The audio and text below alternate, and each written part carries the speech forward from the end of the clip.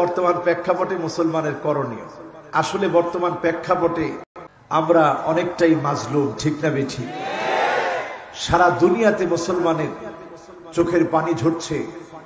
এই পানিগুলাকে যিনি বিধা যেতে দিবেন না তিনি কে? আপনারা কি আমার সঙ্গে আছেন? এই যে মুসলমানের চোখ থেকে এক ফোঁটা পানি ঝরে, বর্তমান বিজ্ঞান পর্যন্ত গবেষণা করে হতবাক, এই পানিটা সাধারণ পানি না। আমরা যে পানিগুলো সচরাচর দেখে থাকি, চোখের পানিটা ভিন্ন এক পানি। যেই পানির সংমিশ্রণে দুঃখগুলো মুছে যায়, যেই পানির সাথে গবেষণা করে বিজ্ঞানীরা অবাক হয়ে যায়। Greater good science centre, university of ক্যালিফোর্নিয়ার একদল গবেষক গবেষণা চালিয়েছে চোখের পানি নিয়ে। তারা গবেষণা করতে গিয়ে অবাক। যখনই তারা গবেষণা করেছে, তারা দেখেছে চোখ দিয়ে যখন পানি ঝরে, এই পানিটা যদি কৃতজ্ঞতার সুরে এক মালিকের জন্য ঝরে, যিনি মনটাকে হালকা বানায় দেন, তিনি কে? এজন্য জালেম যখন জুলুম করে, মাজলুম তখন একাকী নিবৃত্তি চোখের পানি গুলা ছেড়ে দেয়। তার চোখের পানিটা মালিকের কাছে এত দামি হয়ে যায়। আইনান লা তামাসসুহুমান নার, দুইটা চোখ এত দামি, এত দামি। আইনুন বাকাত মিন খাশিয়াতিল্লাহ, যেই চোখ আল্লাহর জন্য কাঁদে, যেই চোখ আল্লাহর জন্য আল্লাহর ভয়ে প্রকম্পিত হয়ে কাঁদে, ওই চোখের জন্য যিনি জাহান্নামের আগুন হারাম বানায় দিবেন তিনি কে? এজন্য আমরা কাঁদি কার কাছে? দুঃখগুলা বলি কার কাছে? আমার রাসূলও কাঁদতেন কার কাছে? আজকে আলোচনাগুলা শুনবো ইনশাআল্লাহ। রাজি আছেন? আজকের এই মাহফিল থেকে আমরা সমস্বরে মহাব্বতের কণ্ঠে আমাদের নবীকে একবার সালাম জানাই। সকলে দরুদ পড়ি। মুহাম্মাদুর রাসূলুল্লাহ সাল্লাল্লাহু আলাইহি ওয়াসাল্লাম। আল্লাহ যেন এই দরুদকে কবুল করে, পড়ে না আমিন। যারা পড়তে গিয়ে পড়তে পারেন নাই অথবা মনের ভুলে পড়েন নাই, সকলে আমরা পড়ি মুহাম্মাদুর রাসূলুল্লাহ সাল্লাল্লাহু আলাইহি ওয়াসাল্লাম। আজকে কয়েকটা পয়েন্ট নিয়ে কথা বলবো। এক নাম্বার, আমরা এই পৃথিবীতে মার খাচ্ছি কি খাচ্ছি না? বর্তমান প্রেক্ষাপট হচ্ছে মুসলমানদের জুলম এবং নির্যাতনের প্রেক্ষাপট, ঠিক কিনা? আজকে তাকায় দেখেন, জালেম আমাদের উপরে জুলুম করছে। এই জুলুম কখনো কখনো এমন হচ্ছে ইলহাকুদ দারার আলাল আখারিন, কখনো কখনো নির্দোষ মানুষকে দোষী সাজানো হচ্ছে, নির্দোষ মানুষকে দোষী বানানো হচ্ছে, অপরাধী বানানো হচ্ছে। আপনি যখন নির্দোষকে দোষী বলেন, আল্লাহর আরশ কেঁপে উঠে, ঠিক না বেঠিক? এখন এটা চলছে কি চলে না? এরপরে তাকায় দেখেন জুলম চারদিকে। মালিল যালিমিনা মিন হামিমিন ওয়ালা শাফি',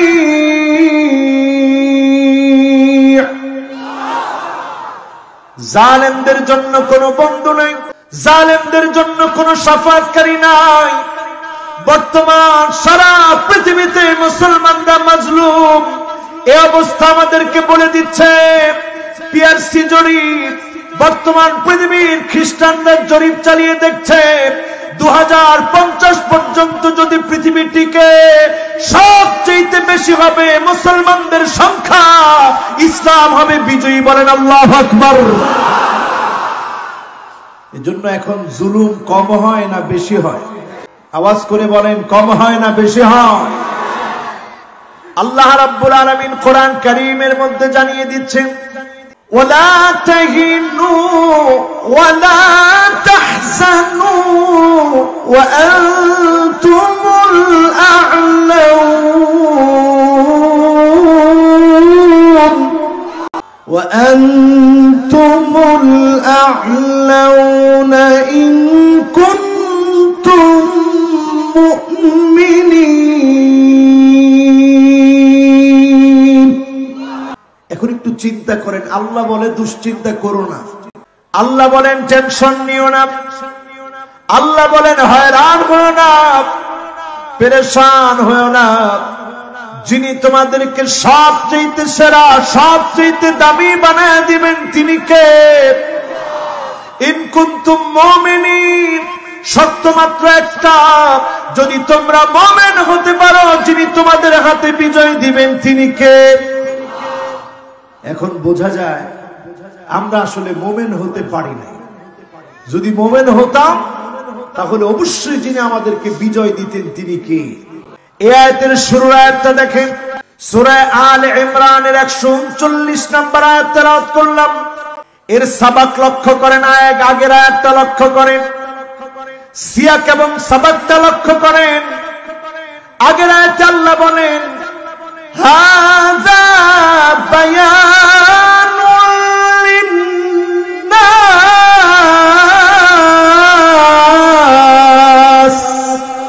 ওয়া হুদাও ওয়া মাউইযাতুল লিল মুত্তাকিন।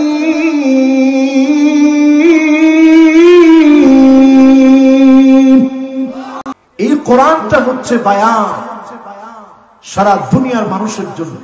এই কোরআনটা হচ্ছে হেদায়েতের গ্রন্থ। হেদায়েতের গ্রন্থের নাম হচ্ছে আল কোরআন। এই কোরআনের ভিতরে নসিহত দিয়ে ভরা। মুমিনরা এই কোরআন থেকে নসিহত নিবে, জীবন রাঙাবে। মুত্তাকিরা মুত্তাকি হবে কোরআনের নসিহত নিয়ে।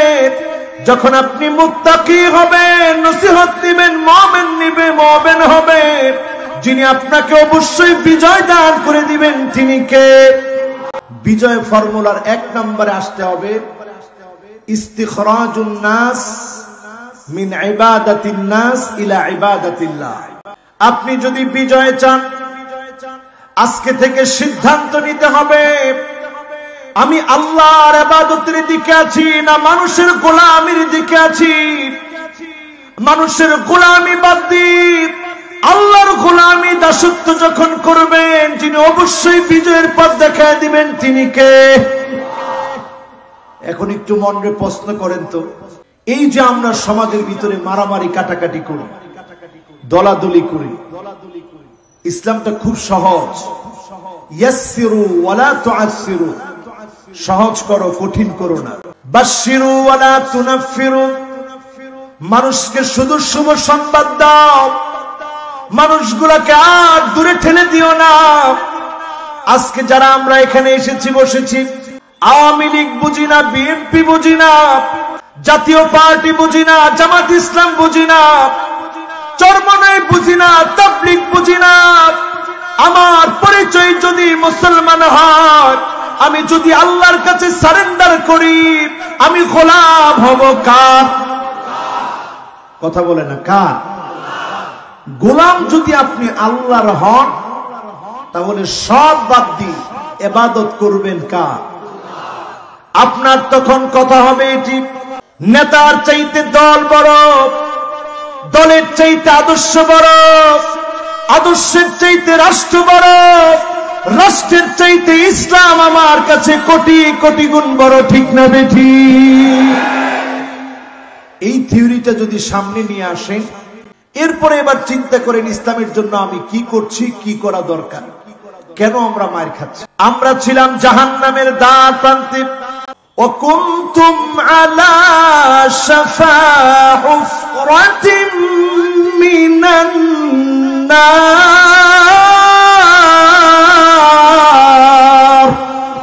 জাহান্নামের দ্বার প্রান্তে ছিলাম আমরা। সেখান থেকে আল্লাহ নবীকে পাঠিয়েছে আমাদেরকে এক বানানোর জন্য। বৃদ্ধ সাহাবীরা যেমন ছিল, যুবকদের অনেক বেশি অবদান ছিল। মদিনাতে যখন হিজরত করলেন নবীজি, আবু বকরের বয়স তখন 51 বছরের মতো, ওমরের বয়স তখন 41 বছরের মতো। তাগড়া যুবক যুবক সাহাবী ইসলামের জন্য যখন এসেছিলেন, ঘর ছেড়েছিলেন, বাড়ি ছেড়েছিলেন, সব ছেড়ে যখন গিয়েছে, ওই কুরবানির কারণে যিনি মুসলমানদেরকে বিজয় দান করে দিয়েছিলেন তিনি কে? এখন সংখ্যায় আমরা কম না বেশি, কিন্তু মার খাই কি খাই না? জোরে বলেন, মার খাই কি খাই না? আল্লাহ নবী স্পষ্ট হাদিসের মধ্যে বলে গেলেন, ইউশিকুল উমাম আন তাদা আলাইকুম কামা তাদাল আকালা ইলা কাসাতিহা। দস্তরখানায় খাদ্য বেড়ে যেভাবে মেহমানদারি করা হয়, সারা দুনিয়ায় মুসলমানকে মারার জন্য খ্রিস্টান এক হয়ে যাবে, ইহুদি এক হয়ে যাবে, হিন্দু এক হয়ে যাবে, বৌদ্ধ এক হয়ে যাবে, সবাই মিলে মুসলমানদেরকে মারা শুরু করে দিবে। ঠিক না বেঠিক? আমাদের দেশে নতুন করে একটা হয়েছে, হিন্দু বৌদ্ধ খ্রিস্টান ঐক্য পরিষদ। নাম শুনছেন? কথা কয় না, নাম শুনছেন? হিন্দু বৌদ্ধ খ্রিস্টান ঐক্য পরিষদ নিয়ে এখন অনেক মুসলমান প্রশ্ন করে, তারা এক হয়ে গেল, আপনারা এক হতে পারেন না কেন? আসলে তারা এক হয় না, তারা এক হয়েছে শুধুমাত্র মুসলমানের রক্ত প্রবাহিত করার জন্য, মুসলমানকে মারার জন্য, মুসলমানকে কাটার জন্য, মুসলমানকে নিঃশেষ করে দেওয়ার জন্য। ঠিক না বেঠিক? সাহাবীরা প্রশ্ন করলেন, ইয়া রাসূলুল্লাহ, সংখ্যায় কি আমরা কম হয়ে যাব? না হলে কেন আমরা মার খাবো? আল্লাহর নবী বললেন, না, তোমরা সংখ্যায় কম হবে না, বাল আনতুম কাসীরুন,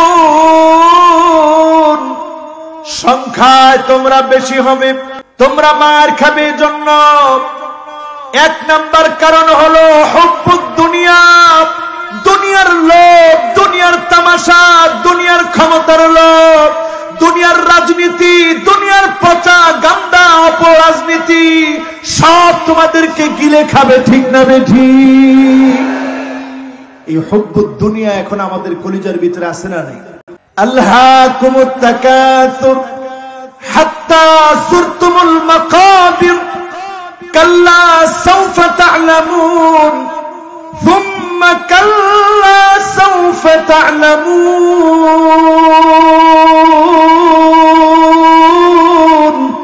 কবর আমাদেরকে ডাকতেছে হাতছানি দিয়ে, অচিরেই আমি আপনি আমার আপনার পরিচয় জানব। ওই নেতাগুলার দিকে তাকায় দেখেন, যারা মুসলমানদের সামান্য মার খাওয়া দেখে হাসতেছিল, আজকে তারা দুনিয়া থেকে বিদায় নিয়েছে, কেউ তাদের নামটা পর্যন্ত উচ্চারণ করে না। ঠিক না বেঠিক? সারা দুনিয়ার কথা বলি, সৈয়দ কুতুব শহীদ, যার নাম উচ্চারণ করলে মানুষ বলে শহীদ, আল্লাহ যদি কবুল করে শহীদের দরজা তিনি পাবেন, পড়েন ইনশাআল্লাহ। কিন্তু যারা মেরেছেন, ওই জামাল ফারুক, ওই জামাল ফারুক সহ যারা শহীদ করে দিয়েছে, জামাল আব্দুল নাসির যারা শহীদ করেছে, তাদের নাম নেওয়ার মতো একজন আল্লাহর গোলাম পাওয়া যায় না। দোয়া করবে দূরে থাক, নাম নেওয়ার মতো লোক খুঁজে পাওয়া যায় না। ঠিক না বেঠিক? এটা পৃথিবীর মানচিত্রে আল্লাহ দেখাচ্ছেন। এই দুশ্চিন্তাময় পৃথিবী, কণ্টকাকীর্ণ পৃথিবীতে মুসলমান যদি আবার বিজয় অর্জন করতে হয়, দুনিয়ার লোভ ছাড়তে হবে। দুনিয়ার লোভ যদি আপনি ছাড়তে পারেন, দুনিয়ার লোভ যদি আপনাকে চারদিক থেকে ঘিরে ধরতে চায়, সাহাবীদের জীবনের কথা একটু স্মরণ করবেন। সাহাবীরা কিচ্ছু নেন নাই, সব দিয়ে দিয়েছেন। উদাহরণ দেখেন, একজন সাহাবী, নাম তার সাদ সালামি, নবীজির কাছে এসেছেন একটা সুন্নতের ব্যাপার নিয়ে। 8 মাস ধরে মদিনার প্রান্তে প্রান্তে ঘুরেছেন। নাম কি? সবাই বলেন, কি নাম? কষ্ট হচ্ছে আপনাদের? বলতে বলতে কিন্তু মনে হয় টাইমও কিন্তু 1 ঘন্টার কাছাকাছি হয়ে গেছে। কষ্ট হচ্ছে না তো? তাহলে ওয়াজ শুরুই করতে পারলাম না, এর মধ্যে 1 ঘন্টা কেমন করে গেল? বলেন তো, সাহাবীর নাম কি? সাদ সালামি। রাসূলের কাছে আসছে, একটা সুন্নত মানবে। চিন্তা করেন, ঈমান জিন্দা হয়ে যাবে। একটা সুন্নত মানার জন্য এসেছে। আল্লাহর নবী দেখেন সাদ সালামি বসে বসে কাঁদে। নবী বলতেছেন, মা ইউবকি, সাদ রে, তোমার চোখে পানি কেন? কোন কারণে তুমি কাঁদতেছ? আল্লাহর নবীর কথায় সাদ সালামি বলতেছে, ইয়া রাসূলুল্লাহ, 8 মাস হলো আমি রক্ত জড়া দিন ইসলামের কালেমা পড়ে মুসলমান হয়েছি। কত মাস হয়েছে? যেদিন থেকে শুনেছি আন-নিকাহু মিন সুন্নতি ফামান রাগিবা আন সুন্নতি ফালাইসা মিন্নি। বিবাহ আমি দিন থেকে আমি হয়রান পেরেশান। কালো বলে, চেহারায় বসন্তের দাগ আছে বলে, গরিব সাহাবী বলে প্রান্তে প্রান্তে ঘুরেছি, কেউ আমাকে বিবাহ দেয় না। আমার মনটা বড় খারাপ লাগে। এই একটা সুন্নতের জন্য যদি আল্লাহ সেদিন আমাকে জাহান্নামী বানায় দেয়। নবী বলতেছে, সাহাবী তুমি কেঁদো না, আমর ইবনুল আউফের ঘরে যাও, তাকে কি বলবা তার সুন্দরী কন্যার সঙ্গে আমি বিবাহ দিয়ে দিলাম। বলেন আল্লাহু আকবার। সাহাবীর মনে খুব খুশি, এত ধনী সাহাবীর মেয়ে আমার সঙ্গে রাসূল বিয়ে দিয়ে দিলেন। দরজার মধ্যে গিয়ে নক করলেন, দরজা খোলা হলো। আমর ইবনুল আউফকে বলা হলো, আপনার আদরের কন্যার সঙ্গে আমার বিবাহের ব্যবস্থা হয়েছে। আল্লাহ নবী বিবাহের ব্যবস্থা করে দিয়েছে। সাহাবী হিসাব মিলালেন, যদি টাকা থাকতো কালো হতো বিবাহ দিতাম, অথবা টাকা নাই চেহারা সুন্দর হতো বিবাহ দিতাম। একদিকে কালা, অন্যদিকে চেহারায় বসন্তের দাগ, অন্যদিকে টাকা নাই। ফরাদ্দাহু রাদ্দান কবিহা, খারাপ ব্যবহার করে পাঠায় দিলেন। সাদ সালামি চোখে পানি নিয়ে আবার ফিরে আসলেন। মসজিদে নববীতে বসে বসে কাঁদছেন। আল্লাহ নবী বললেন, সাদ তুমি এখনো কাঁদো কেন? রাসূল বুঝলেন সাদকে ফিরিয়ে দেওয়া হয়েছে। নবী আদর করে বললেন, সাহাবী এই সুন্নতের জন্য আল্লাহ তোমাকে ধরবে না। আমি নবী তোমাকে বড় বেশি ভালোবাসি। নবী সাদ সালামীকে ভালোবাসলেন। ওইদিকে আমর ইবনুল আউফের কন্যা শুনলেন আল্লাহর নবী পত্র পাঠিয়েছে, বাবা হয়ে তিনি ফিরিয়ে দিয়েছেন। কন্যা সামনে চলে আসলেন, বাবাকে ডাক দিয়ে বললেন, ও আমার আব্বা, আন্নাজাহ আন্নাজাহ, যান যান জান্নাতের দিকে দৌড়ান। আল্লাহর নবী কালো সাহাবী পাঠিয়েছে, আমি কন্যা রাজি হয়ে গেলাম, বিবাহের ব্যবস্থা করেন। বলেন আল্লাহু আকবার। এখন আর দেরি নেই। সাহাবী চলে গেলেন রাসূলের কাছে, গিয়ে বললেন, সামিহনি ইয়া রাসূলুল্লাহ, ওগো আল্লাহর নবী আপনি আমাকে ক্ষমা করেন, ভুল বুঝতে পেরেছি আমি। আমার আদরের কন্যা রাজি, আর দেরি করতে চাই না, বিবাহের ব্যবস্থা করেন। নবী বললেন, সাদ সালামী 400 দিরহাম তোমার মহারানা, অমুক অমুক তোমাকে মহারানা দিবে, যাও তাদের কাছে।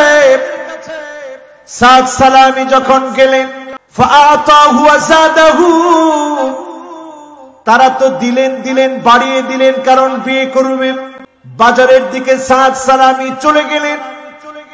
বাজারের দিকে যখন তিনি গিয়েছেন, যুবক সাহাবী কানের ভিতরে হঠাৎ আওয়াজ আসলো, আন্নাফির আন্নাফির। এই আওয়াজ তো জিহাদের আওয়াজ।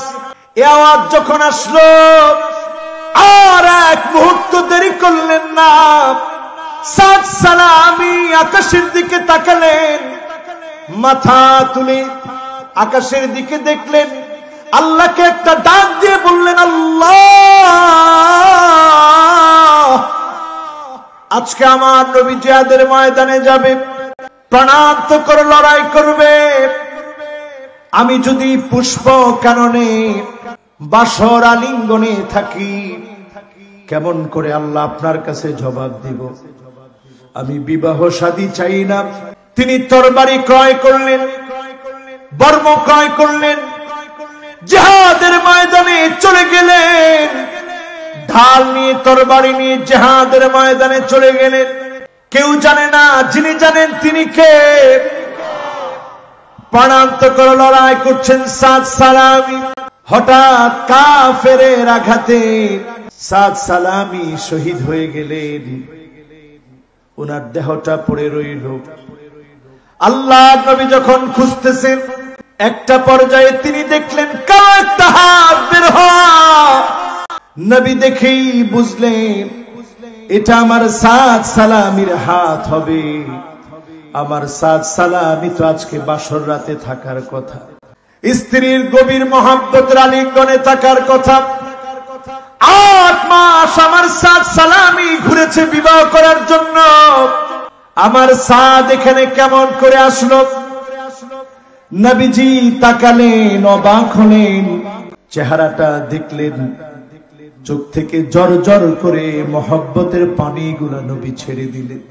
জর জর করে নবীজির মোবারক চোখ থেকে মুক্তার দানার মতো পানিগুলো ঝরছে, গাল বেয়ে বেয়ে পড়ছে। একটু পরে নবী আমার মুস্কি মুস্কি হাসলেন। একটু পরে নবীজি কেন যেন চক্ষুটা ফিরায় নিলেন। সাহাবায়ে কেরাম প্রশ্ন করলেন, ইয়া রাসূলুল্লাহ, প্রথমে আপনি কেন কাঁদলেন? এরপরে আপনি কেনই বা মুস্কি মুস্কি হাসলেন? এরপরে আপনি কেনই বা চক্ষু ফিরায় নিলেন? আল্লাহর নবী বললেন, সাহাবীরা শোনো, আমার সাদের কথা যখন আমার মনে পড়েছে, আমার মনে পড়ে গেল আমার সাদ ইসলামের জন্য নিজের সব ত্যাগ করে দিয়েছে, সব বিসর্জন দিয়ে আমার সাদ দুনিয়ার কোন লোভ অন্তরের ভিতরে রাখে না। একটা সুন্নত মানতে এসেছিল, সুন্নতটা মানতে এসে 8 মাস চেষ্টা করার পরে সব ব্যবস্থা যখন হয়েছে, ঠিক সেই সময়ে জিহাদের কথা যখন কানে গিয়েছে, আমার সাদ আর দেরি করে নাই, সব বাদ দিয়ে জিহাদের ময়দানে চলে এসেছে।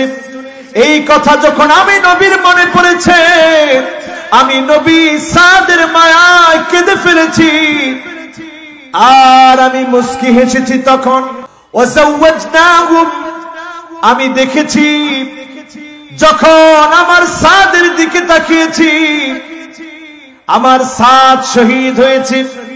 শহীদ হওয়ার কারণে আল্লাহ পাক শহীদদেরকে 6টা মর্যাদা দেন। শহীদদেরকে আল্লাহ জান্নাতি হুরদের সঙ্গে বিবাহের ব্যবস্থা করে দেন। আমি যখন তাকিয়ে দেখেছি জান্নাতি হুরদের সঙ্গে বিবাহের ব্যবস্থা করে দিয়েছে, আমি দেখে মুস্কি মুস্কি হেসেছি, কারণ সাদকে যিনি বিজয়ী বানায় দিয়েছে তিনি কে? 3 নম্বরে আমি চক্ষু ফিরিয়ে নিয়েছি এই জন্য, আমি যখন তাকিয়ে দেখেছি সাদকে নেওয়ার জন্য আল্লাহর জান্নাতি হুরেরা যখন আসছে, কাপড় গুলা যখন সরে যাচ্ছে, আমি নবী চক্ষু ফিরিয়ে নিয়েছি। আমার সাদকে এত বড় দামি যিনি বানায় দিয়েছেন তিনি কে? চিন্তা করে দেখেন আমার ভাইরা, দুনিয়ার লোভ যারা ছেড়েছে, লোভ ছাড়ার কারণে যিনি তাদেরকে সেরা বানায় দিয়েছেন তিনি কে? আমার নবী দুনিয়ার কোন লোভ কখনো করেন নাই। দুনিয়ার লোভ আল্লাহর নবী কখনো করেন না। এত কষ্ট করেছেন, খন্দক প্রান্তে পেটের মধ্যে পাথর বেঁধেছেন।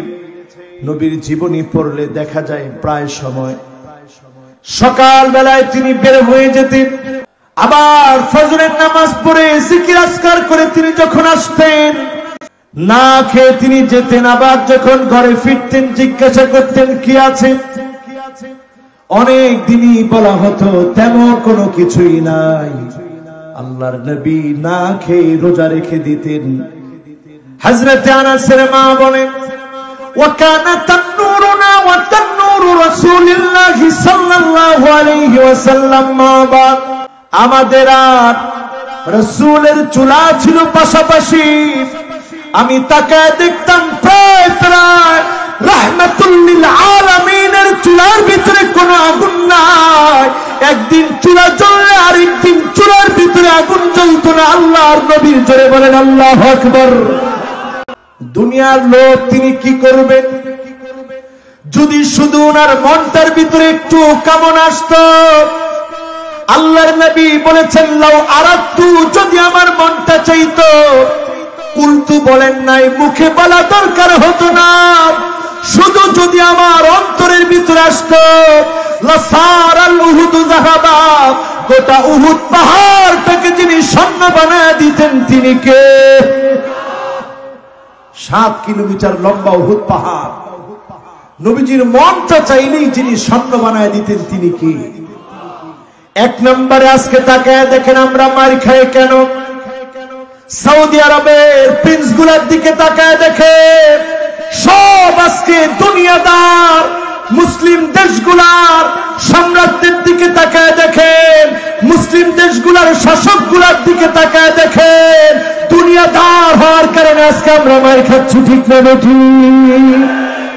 হুব্বুদ দুনিয়া, দুনিয়ার লোভ আজকে আমাদের কলিজার ভিতরে। আজকে এমন মুসলমান আমরা হয়েছি, সংযুক্ত আরব আমিরাত কাতারের বিমান চলতে দেয় না, আকাশ সীমা দ্বীপ ইসরায়েলের জন্য আকাশ সীমা খুলে দেয়। আল্লাহর কসম, গজব আসার সময় এখন সারা দুনিয়ার জন্য চলে এসেছে, ঠিক না বেঠিক? কি কাজ আমরা করতেছি? আকাশ সীমা খুলে দিয়েছে ইসরায়েলের জন্য। ইসরায়েল নতুন করে মরক্কোকে ঢুকেছে, সেখানে এম্বাসি করবে। আগামী দিনে আশঙ্কা করা হচ্ছে সুদানকে তারা তছনছ করে দিবে। এটা আমি আগাম বললাম, মনে হচ্ছে এমন। ইয়ামানকে যেমন তারা তছনছ করেছে, সিরিয়াকে যেমন তারা তছনছ করেছে, ফিলিস্তিনকে যেমন তারা তছনছ করেছে, মুসলমানদের অতীত ঐতিহ্যের আরেকটা দেশ সুদানকেও তারা তছনছ করবে, সোমালিয়াকেও তারা তছনছ করে দিয়েছে, গোটা দুনিয়াকে তারা তছনছ করে দিচ্ছে, ঠিক না বেঠিক? এর অন্যতম কারণ হুব্বুদ দুনিয়া। ওই সমস্ত শাসকদের দুনিয়ার লোভের কারণে ইসলামের বিপক্ষে চলে যেতেও তারা এক মুহূর্ত চিন্তা করে না, ঠিক না বেঠিক? 2 নম্বরে আমার ভাইয়েরা, যেই কারণে আমরা মার খাচ্ছি নবীর ভবিষ্যৎবাণী থেকে শুনেন, কারাহিয়াতুল মাউত। এই জমিনটা কার? কথা কয় না, কার? এই জমিনে দ্বীন কায়েমের জন্য সাহাবায়ে কেরাম যেভাবে রক্ত দিয়েছে, দ্বীন কায়েমের জন্য রক্ত দেওয়া লাগবে। বহু মুসলমান মনে করে শুধু নামাজ, রোজা, হজ, যাকাতের মধ্য দিয়ে জান্নাতি হবে, জমিনে দ্বীন কায়েমের জন্য কষ্ট লাগবে না, রক্ত দেওয়ার দরকার নাই। রক্ত দেওয়ারও দরকার আছে, কারাহিয়াতুল মাউত। এই জমিনটা যার, জমিনে দ্বীন কায়েমের জন্য কখনো কখনো রক্ত দিতে হয়, ঠিক না বেঠিক? একজন স্লোগান দিচ্ছে,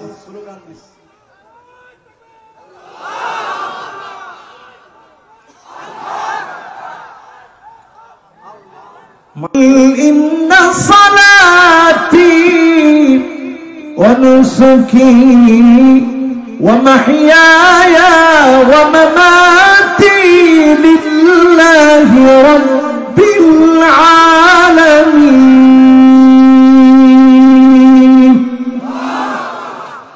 আমার নামাজ কার জন্য? আমার কোরবানি কার জন্য? আমার জীবন কার জন্য? আবার যদি এই জীবন দিতে হয় একমাত্র শুধুমাত্র দিব কার জন্য? এটা যখন মুসলমান ভুলে যাবে সারা দুনিয়ায় মার খাবে। এখন আমরা খাচ্ছি কি খাচ্ছি না? তাকায় দেখেন সিরিয়ার দিকে। আছেন তো? ভয় পাচ্ছেন নাকি আপনারা? উনি কথা বললে তো আলোচনার মধ্যে নুন নষ্ট হয়ে যাবে। আপনারা আছেন তো ইনশাআল্লাহ? আর 20-30 মিনিট কথা বলবো, মেহরবানি করে কথা বলেন না। একটা বললেও কি বলতে পারবো? জিরাম শুরু করেছেন এখন।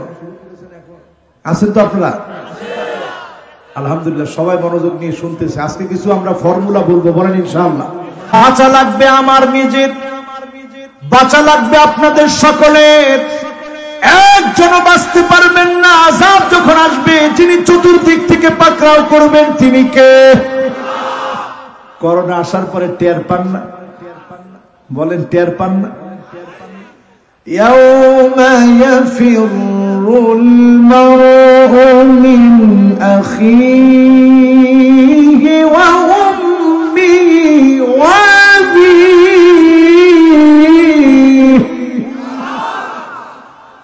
وصاحبته وبنيه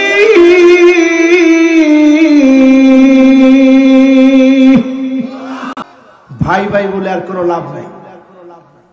এমনকি সন্তান হয়ে মাকে ফেলে রেখে গিয়েছে, বাপকে ফেলে রেখে গিয়েছে, ডেথ সার্টিফিকেট নেওয়ার জন্য দৌড়ে এসেছে, পেনশনের টাকা উঠায় খাবে। সন্তান কোনো কাজে আসলো না, মা বাবা পর্যন্ত স্পর্শ করে দেখতে পারে না, এমন করোনা আমরা দেখলাম। সামনের দিনগুলা পৃথিবীর ভিতরে ভূমিকম্প শুরু হয়েছে এখন নতুন করে। জাপানে, নিউজিল্যান্ডে, তুরস্কে ভূমিকম্প হয়েছে এমন মাত্রায়। জাপানে নতুন করে ভূমিকম্প হয়েছে। 2005-এর পরে এত বড় ভূমিকম্প আসে না। গোটা দুনিয়ার সামনে কাঁপবে। এই কম্পন থেকে যদি বাঁচতে চান, সিজদা অবনত হন, যিনি আপনাকে আমাকে বাঁচায় দিবেন তিনি কে? এরপর তো আল্লাহর নামটা নেয় না। জোরে বলেন কে? সামনের দিনে বাঁচার জন্য আর কোনো রাস্তা নাই। এমন সময় সামনের দিকে আসবে, চোখে দেখবেন এমন এমন আযাব আসবে, কারণ আমরা এমন অন্যায় করেছি। ক্ষমার দিকে দৌড়ানোর দরকার ছিল, ক্ষমার দিকে আমরা দৌড়াই নাই। আমলের প্রতিযোগিতা করা দরকার ছিল, গুনার কাজে এখন প্রতিনিয়ত আমরা প্রতিযোগিতা করতেছি, ঠিক না বেঠিক? আগে খেলতো মানুষ লুডু, ঘরের ভিতরে বসে লুডু খেলতো। এখন জুয়া দিয়ে মানুষ লুডু খেলে ইন্টারনেটে, ঠিক না বেঠিক? টাকা দিয়ে লুডু খেলে। হালাল না হারাম? সবাই তো বললেন না হালাল না হারাম। এরপরে পাবজি খেলে, হালাল না হারাম? এরপর আরেকটা কি খেলে? Free fire. হালাল না হারাম? ও যুবক, তোমাকে লক্ষ্য করে বলছি, শোনো। যুবকরা আছে, এই যে 2-3 জন উঠে যাইতেছে, চিন্তা করছে হুজুরে আমাদের গেমস নিয়ে কিসের জন্য বলে, আর থাকবো না এই হুজুরে ওয়াজ শুনতে। তোমরা সবাই আছো তো? দেখি কারা কারা আছে। 15 থেকে 30 বছরের যুবক, তোমরা বলো তো আল্লাহু আকবার। কি সব 15 থেকে 30 বছর? এবার মুরব্বী যারা 30 থেকে 40, 50, 60, 70, 80 বছর হয়েছে, আপনারা বলেন তো আল্লাহু আকবার। কি রে? আচ্ছা, এবার যুবকরা দেখি, যুবক যারা তোমরা তাগড়া যুবক, 15 থেকে 30 বছর, তোমরা চিৎকার মেরে বলো আল্লাহু আকবার। মুরব্বী না আসলে কিছু হবে না, অসুবিধা নেই। যুবক দিয়ে মাহফিল সারিয়ে ফেলতে পারবো আমরা। হ্যাঁ, মুরব্বীদেরকে বাদ দিলে দুনিয়া থাকবে। এবার মুরব্বীরা আপনারা একটু আওয়াজ নিয়ে বলেন তো আল্লাহু আকবার। একেবারে কম মুরব্বী আসেনি, কিন্তু যুবকদের অর্ধেক হবে আর। এবার যুবকরা একটু সহযোগিতা করে 2 গ্রুপ একত্রে মিলে বলেন তো আল্লাহু আকবার। মাশাআল্লাহ। তাহলে এখন আমরা মায়ের খাচ্ছি, এটা নিশ্চিত, ঠিক না? মায়ের খাওয়ার পর থেকে আমরা বের হব, বিজয় আল্লাহ দিবেন, এটাও নিশ্চিত, ঠিক কিনা? এখন আপনি চিন্তা করেন আপনি কোন পথে থাকবেন, ইসলামের পক্ষে না বিপক্ষে? আল ইসলামু কায়িমুন বিকা ওয়া বিদুনিক। যদি আপনি পক্ষে থাকেন তারপরেও বিজয় আসবে। আপনার মতো মুনাফিক নামদারি কিছু মুসলমান যদি বিপক্ষে থাকে, তারপরেও যিনি বিজয় দিবেন তিনি কে? বিশ্বাস হয়? কোন কোন বিশ্বাস হয়? ওয়াল্লাহু মুতিম্মু নূরিহি ওয়ালাউ কারিহাল কাফিরুন।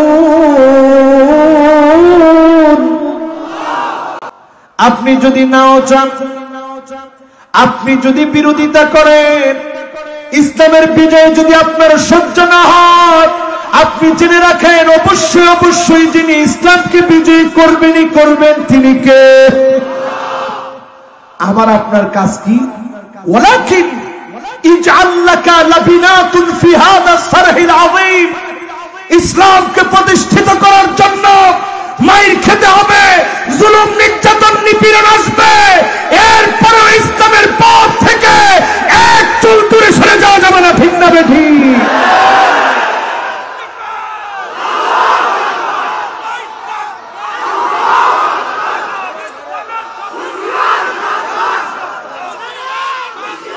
যদি দূরে সরে যান, মুসলমান আজকে তাকায় দেখেন আমাদের দেশের শিক্ষা ব্যবস্থায় এমন কিছু উল্টাপাল্টা লোক আছে যারা ধর্ম শিক্ষাটাকে এখন ঐচ্ছিক করতেছে। এখন বলেন অতিরিক্ত সাবজেক্টের প্রতি আমাদের মহব্বত কম না বেশি?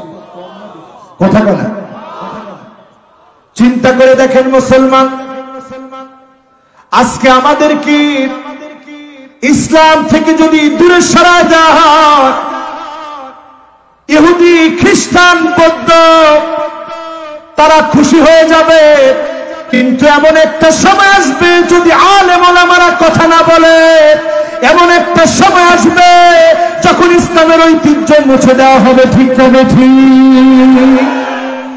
হুজুর এটা কেমনে সম্ভব? 92% মুসলমানের দেশে কেমনে সম্ভব? সম্ভব?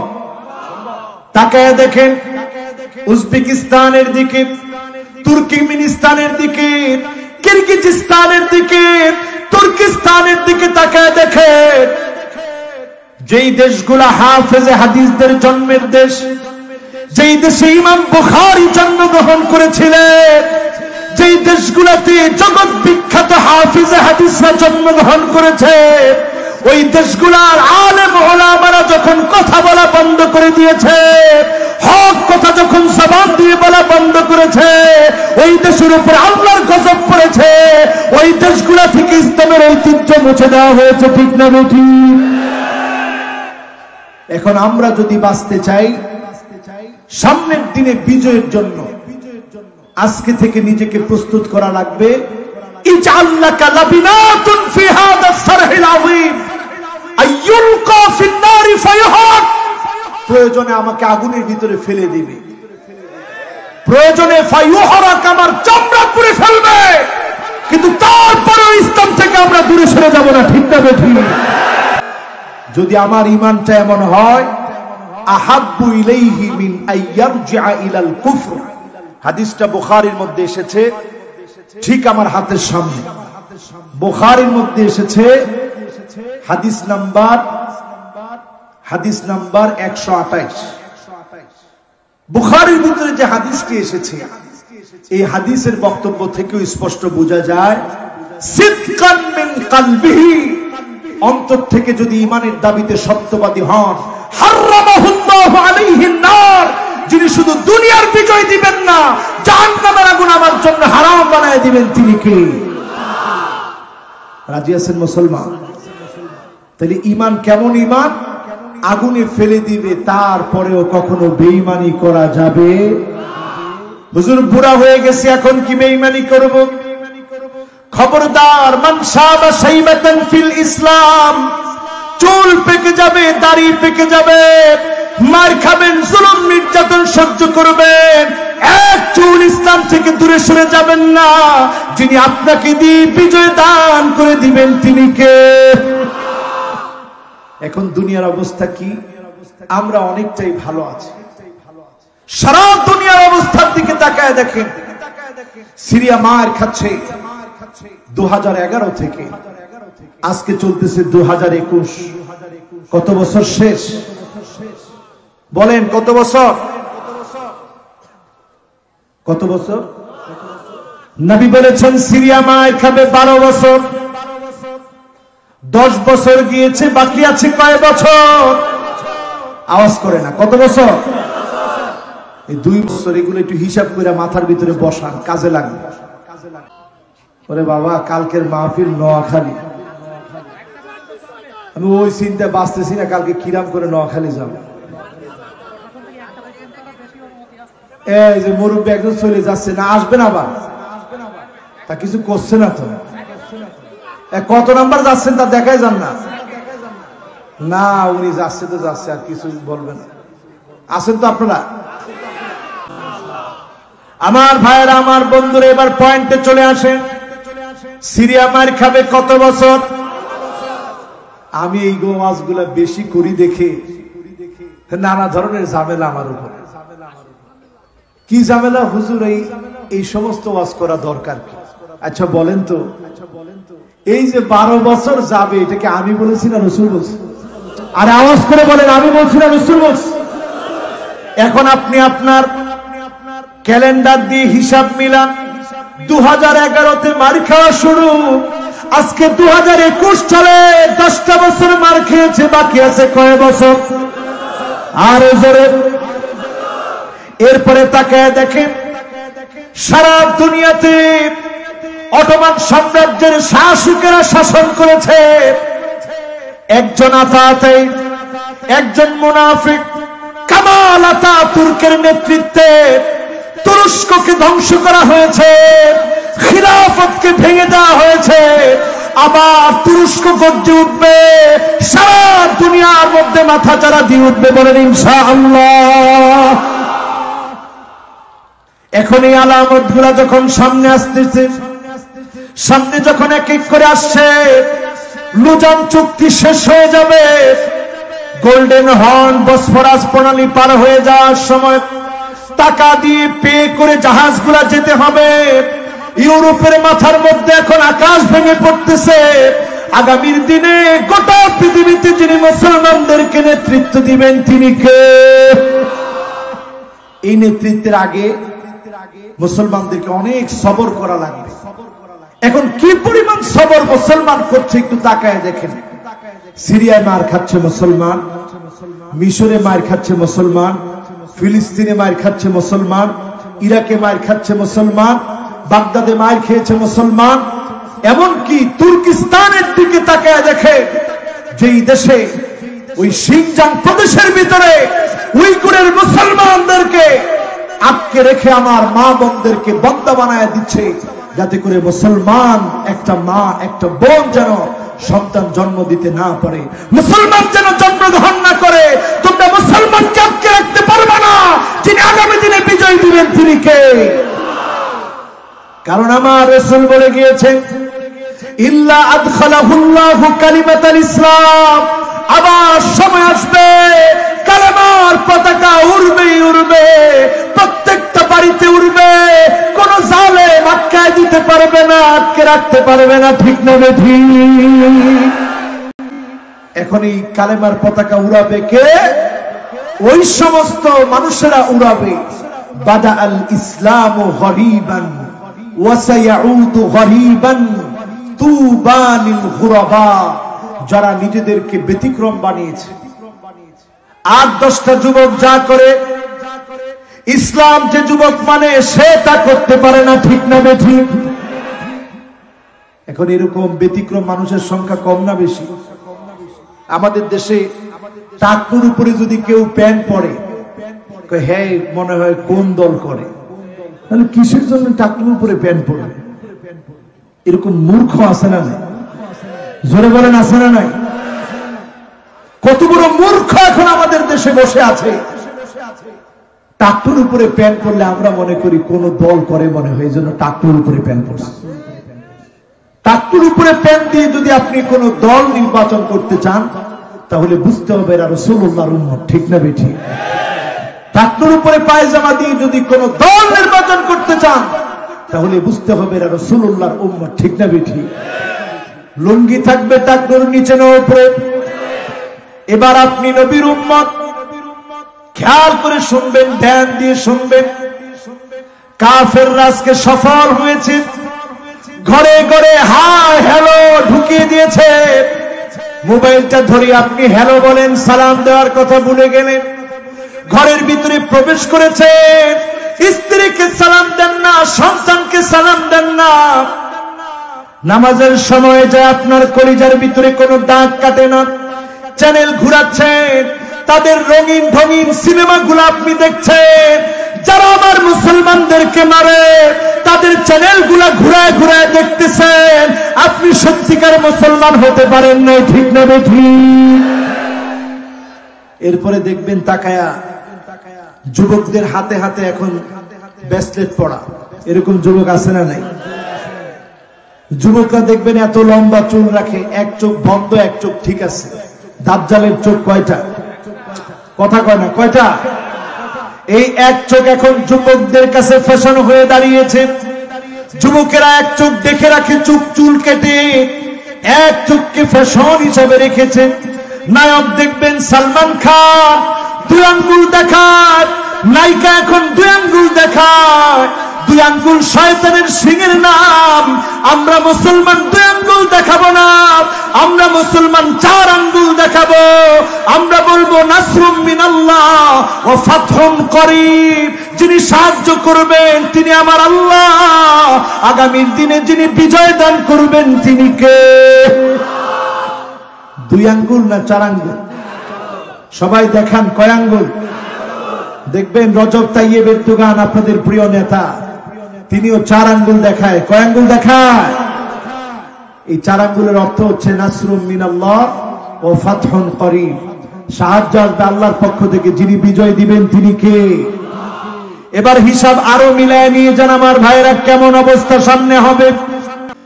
করোনা সারা দুনিয়াকে এমন ভাবে অ্যাটাক করেছে, 1 2 জন না, এই পৃথিবী থেকে 22 লাখের বেশি মানুষ মারা গিয়েছে করোনার কারণে। গতকাল পর্যন্ত দেখেছি 10,90,00,000 মানুষ আক্রান্ত। লন্ডনের দিকে তাকায় দেখেন, সতর্কতার কোনো অভাব তাদের নাই। লন্ডনের অনেক ভাইদের সঙ্গে কথা বলে হৃদয়টা নরম হয়ে গেছে।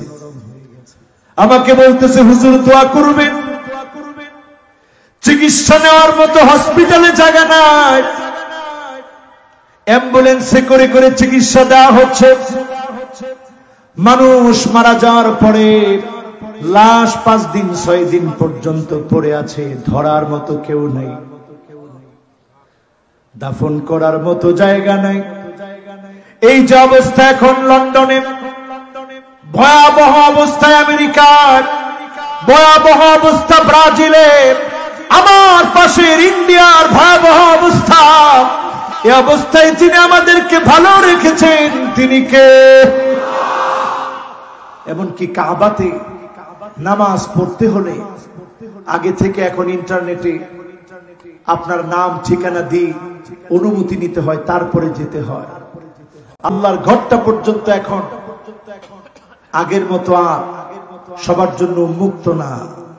এই যে একটা অবস্থা পৃথিবীর ভিতরে বিরাজমান, এই অবস্থা যেতে না যেতেই ভূমিকম্পের মতো আযাব আসছে। ধারণা করা হচ্ছে সুনামির চাইতে ভয়াবহ বিপর্যয় আসতেছে। ভারত মহাসাগরের টেকটনিক প্লেট ফেটে গেছে। এই আলামত গুলা শুনলে আপনার কাছে অদ্ভুত লাগবে, বলবেন হুজুর কি বলতেছেন? আসলে কি অদ্ভুত লাগতেছে?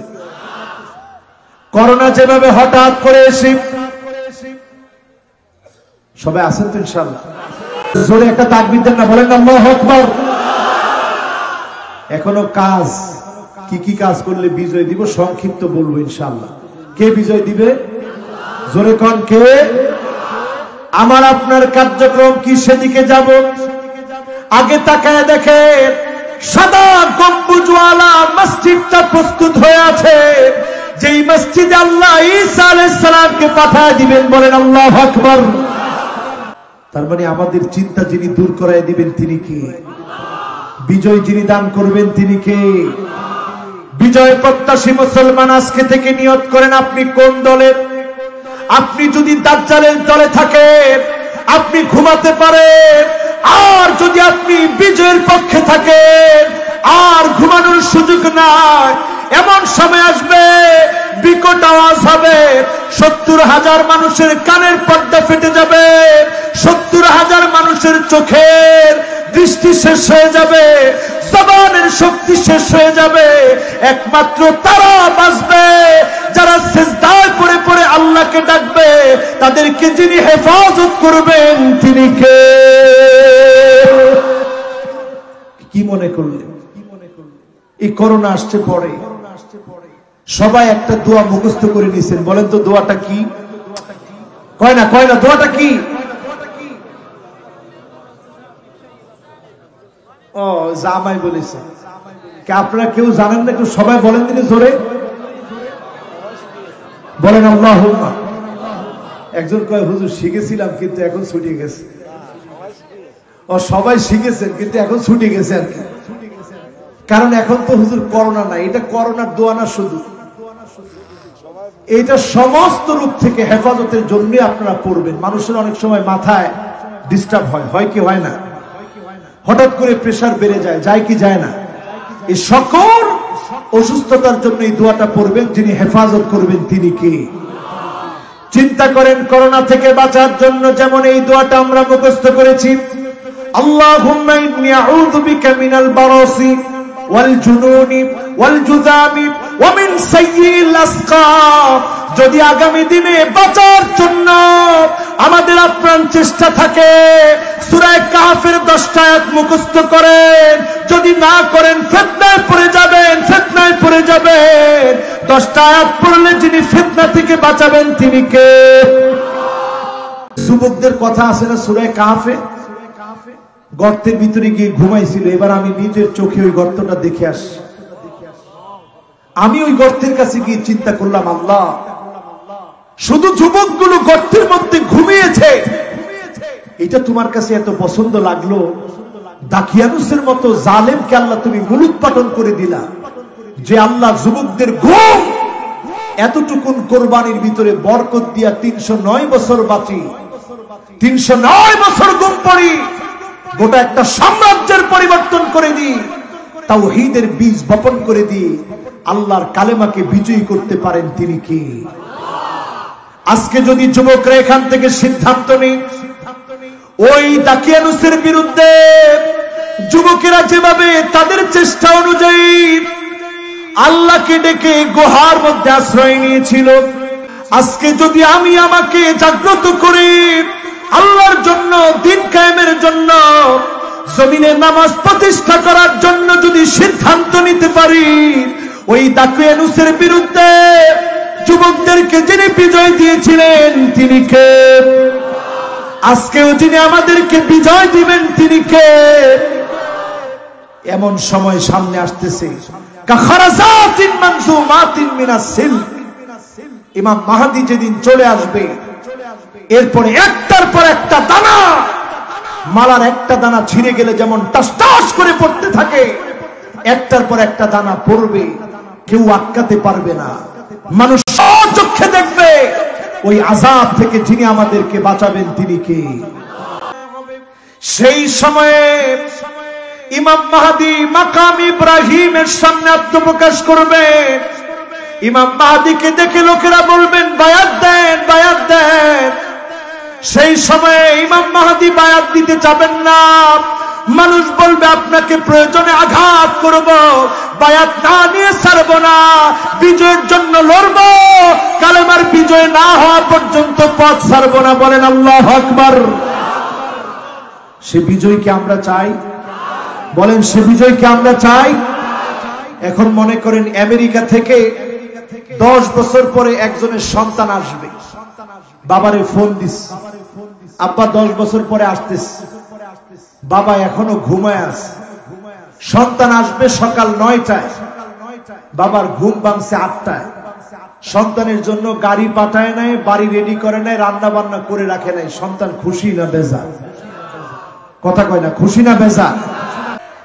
যারা আমরা ইসলামের বিজয় বিপ্লব চাই, ইমাম মাহদীর আগমনকে যারা খুশির সাথে বরণ করতে চায়, আজকের এখান থেকে মনকে প্রশ্ন করেন, আহসিন ওয়াদুআক, কয়জনের ওযু সুন্দর হয়েছে?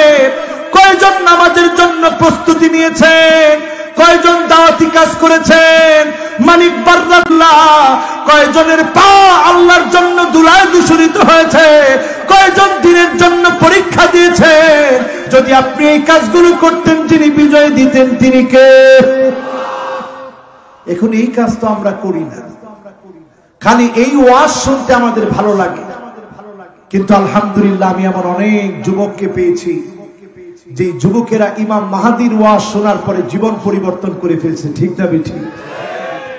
এজন্য আজকের যুবকেরা এখান থেকে সিদ্ধান্ত নিব, যতদিন বাঁচব এমন কিছু কাজ আছে যেই কাজ যুবক হয়ে আমি করব, যিনি আমার জন্য জাহান্নামের আগুন হারাম বানায় দিবেন তিনি কে? এর মধ্যে আজকে স্বল্প কথায় বলি, প্রত্যেকটা দিন কিছু সময় হলেও দিন প্রতিষ্ঠার জন্য আমি আপনি সময় দিব। রাজি আছেন? এখন আর একজন আমরা নড়াচড়া করব না, এই কাজের সাথে সবাই আমরা একমত পোষণ করব। পরেন ইনশাআল্লাহ।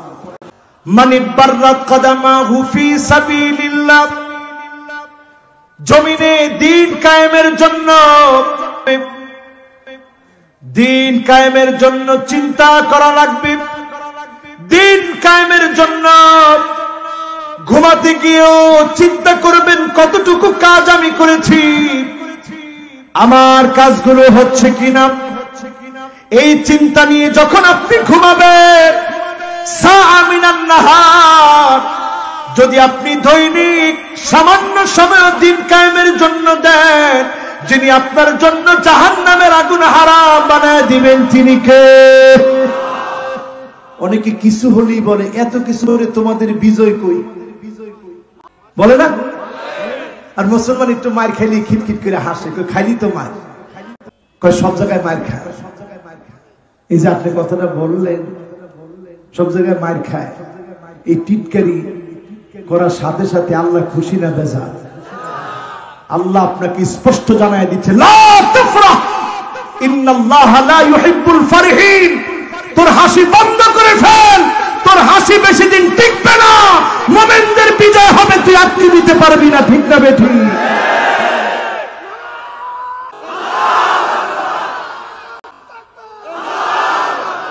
আর ইসলামের সাথে যদি কেউ শত্রুতা করে টিকতে পারবে, কারণ যিনি বিজয় দিবেন তিনি কে? আল্লাহ কিভাবে শত্রুদেরকে কায়দা করেন এটা তো আমাদের দেখা আছে। ঠিক না বেঠিক? এই জন্য আমার ভাইয়েরা সাবধান হয়ে যান। দরদ নিয়ে বলছি,